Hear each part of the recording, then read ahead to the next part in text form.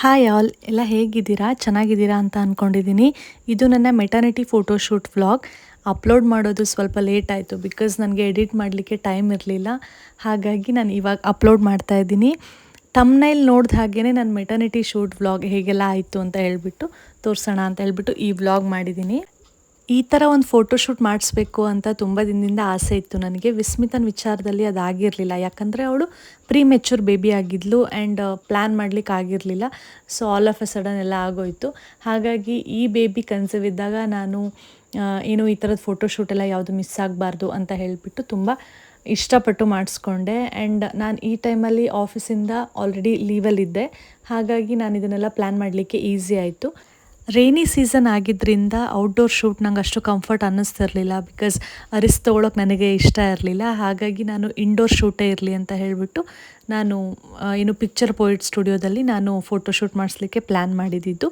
And ಇವರ ಒಂದು ಸ್ಟುಡಿಯೋದಲ್ಲಿ 2 ಥರ ಪ್ಯಾಕೇಜ್ ಇತ್ತು.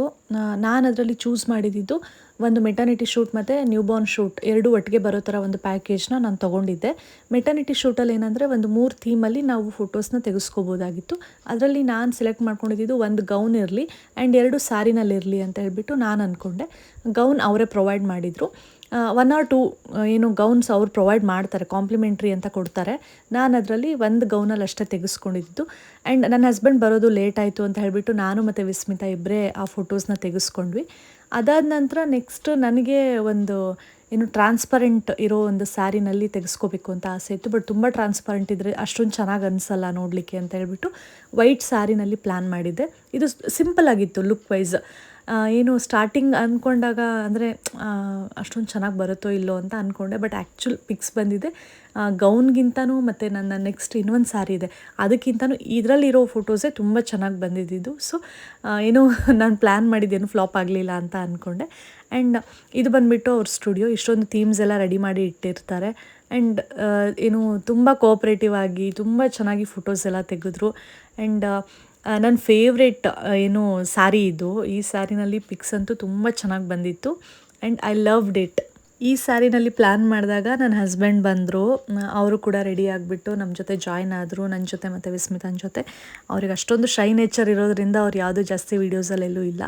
ನೆಕ್ಸ್ಟ್ ಇನ್ನೊಂದು ಟ್ರೆಡಿಷ್ನಲ್ ಆಗಿರಲಿ ಅಂತ ಹೇಳಿಬಿಟ್ಟು ಪ್ಲ್ಯಾನ್ ಮಾಡಿದ್ದು. ಟ್ರೆಡಿಷ್ನಲ್ಗೆ ಇನ್ನು ರೆಡ್ ಸ್ಯಾರಿ ತುಂಬ ಯಾವಾಗಲೂ ತುಂಬ ಚೆನ್ನಾಗಿ ಕಾಣುತ್ತೆ.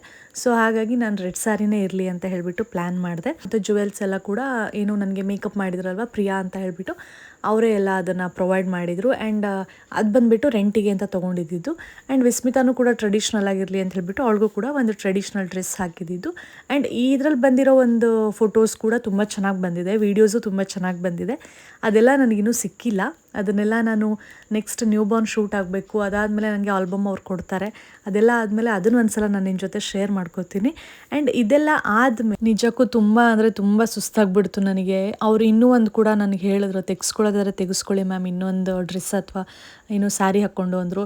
ಬಟ್ ನಿಜವಾಗ್ಲೂ ಅಷ್ಟೊಂದು ಎನರ್ಜಿ ಅಂತೂ ನನಗಿರಲಿಲ್ಲ, ತುಂಬ ಟಯರ್ಡ್ ಆಗ್ತಾಯಿತ್ತು. ಸೊ ಹಾಗಾಗಿ ಅಷ್ಟೇ ಸಾಕು ಅಂತ ಹೇಳಿಬಿಟ್ಟು ನಾವು ಅಲ್ಲಿಂದ ಹೊರಟ್ವಿ. ಒಂದು 5 o'clock ಹಂಗೆಲ್ಲ ಆಗಿತ್ತು. ತುಂಬ ಹಸಿವಾಗ್ತಾಯಿತ್ತು. ಸೊ ಹಾಗಾಗಿ ಏನಾದ್ರು ತಿನ್ನಬೇಕು ಅಂತ ಹೇಳಿಬಿಟ್ಟು ಪಕ್ಕದಲ್ಲೇ ಹೋಟೆಲ್ ಇತ್ತು, ವಿಧಾತ್ರಿ ಹೋಟೆಲಿಗೆ ಹೋಗ್ಬಿಟ್ಟು ನನ್ನ ಫೇವ್ರೇಟ್ ಏನು ದೋಸೆ ತಿಂದ್ಕೊಂಡು ಅಲ್ಲಿಂದ ನಾವು ಮನೆಗೆ ಹೊರಟ್ವಿ. ಈ ವಿಡಿಯೋ ನಿಮಗೆ ಇಷ್ಟ ಆದರೆ ಲೈಕ್ ಮಾಡಿ. ಆ್ಯಂಡ್ ಯಾರೆಲ್ಲ ಇನ್ನೂ ನನ್ನ ಚಾನಲ್ಗೆ ಸಬ್ಸ್ಕ್ರೈಬ್ ಆಗಿಲ್ಲ please do subscribe. Thank you.